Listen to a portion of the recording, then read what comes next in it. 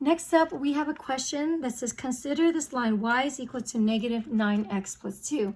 And then now they ask you to find the equation of the line that's perpendicular at this point and find the equation of the line that's parallel to this line at this point.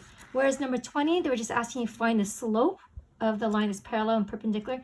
Now you actually want to create an equation, to build an equation. So same story goes. So first of all, I'm going to, again, you don't need to draw a graph. I'm just doing this just to explain to you what's going on. So first thing is I'm going to draw this line. And this line is going to look something like this. And again, it doesn't really matter what it looks like. I'm just drawing it so that we can work with the visual. So as I explain it, I knew it goes this way because it's a negative slope. And I knew that it crosses the y-axis at 2 because it's right here. So looking at this line, I asked myself, well, what is the slope of this line? Well, again, this is already in slope-intercept form. So the slope of the line is a coefficient of x. So the slope is negative 9. So the slope of the line that we're working with is negative 9. Now, the first question then, so first you got to identify what the slope of the line is.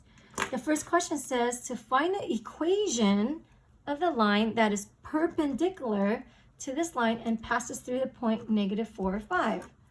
So where is negative 4, 5? Well, negative 4, 5 is probably somewhere like here or something. I'm just not sure. Say this is negative 4, 5. I'm not exactly sure. I'm just putting a dot there. Somewhere around there. And there's going to be a line that crosses through it, and it's going to be perpendicular, like that. Okay, so it's perpendicular. So it crosses at a 90-degree angle. So therefore, if it's perpendicular, what do I know about the slope of this line? Well, since the slope of this line is negative 9, the blue line, then the slope of the red line, which is perpendicular, is going to be the opposite reciprocal, which is what we mentioned in a previous problem that said that perpendicular lines have opposite reciprocal slopes. So the opposite reciprocal of negative 9 is going to become a positive. So negative becomes a positive, and then 9 reciprocal means that you flip it upside down, so you get 1 over 9. So the slope of this line is 1 over 9, but we're not done yet. It asks us to write the equation of the line that passes through this point. So the equation of the line is y is equal to mx plus b. So I know that the m is 1/9 x plus b. So what is b? So find b. We need to find out what b is in order to create the equation. Well, you find out what b is by plugging in the x and y value. Do we know an x and y value in this line? We sure do.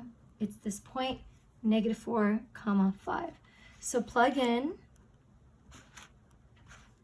negative 4, 5 for x and y.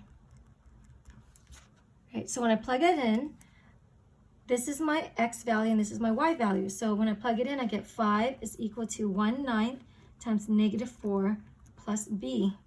And I want to solve for b when I do this. So as a result, we end up getting that 5 is equal to, multiply this, negative 4 times 1 is negative 4 over 9 plus b. I want to solve for b, so I'm going to add 4/9 to both sides. So when I add 4/9 to both sides, this side becomes 0. On this side, well, I'm just going to use my calculator to put 5, there you go, plus 4 over 9, I put a parentheses, 4 divided by 9, I close the parentheses, and I get 5.4444. I'm going to change this to a fraction, so I press second, and then F to D means decimal to fraction or fraction to decimal. Enter, and I get 49 over 9. So here I find out that b is equal to 49 over 9. Of course, you don't have to use a calculator to figure this out. You could do this by hand as well. I'll show you how to do it by hand. B is equal to 5 over 1 plus 4 over 9, right? That's 5 over 1 is just 5. I need the lowest common denominator, so I have the lowest common denominator is 9. To get to 9, you need to multiply the top and the bottom by 9 to change that. So you get 45 plus, and then this one stays as 4. So as a result, you get 49 over 9. Same thing as if you plugged it into the calculator. All right, so since this is my b, so therefore my final answer to write the equation of this line, it's going to be y is equal to 1/9 x plus 49 over 9. Make sure you put the x there, right? It's not in the denominator. So that is the equation of the perpendicular line that is perpendicular to the blue line, and that contains the point -4, 5. Part B asks you the same thing, find the equation of the line that is parallel though. So now you want it to be parallel. So if this is, and that passes through the point -4, 5. So parallel, so actually I don't know where -4, 5 is. Suppose it was right here, right? -4, 5. And then I'm gonna draw a parallel line to it, to the blue line, because we're focusing on the blue line and we want to find the equation of the line that's parallel to it. So here's my black line. So my black line, what is the slope of my black line?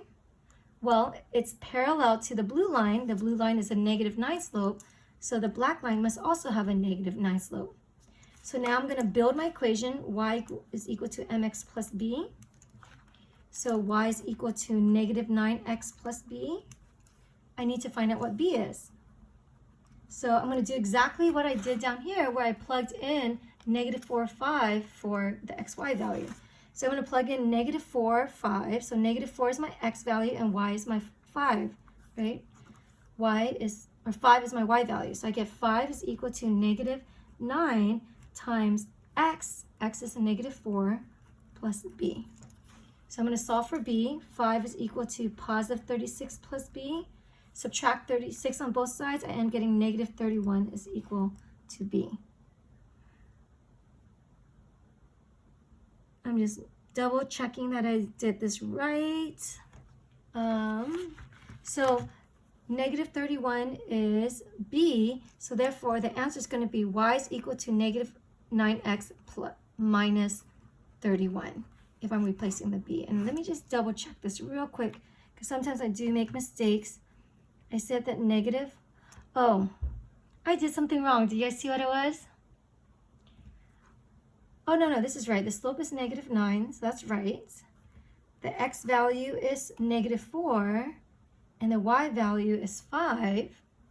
5 is equal to positive 36 plus b. 5 minus 36 is -31. That is correct.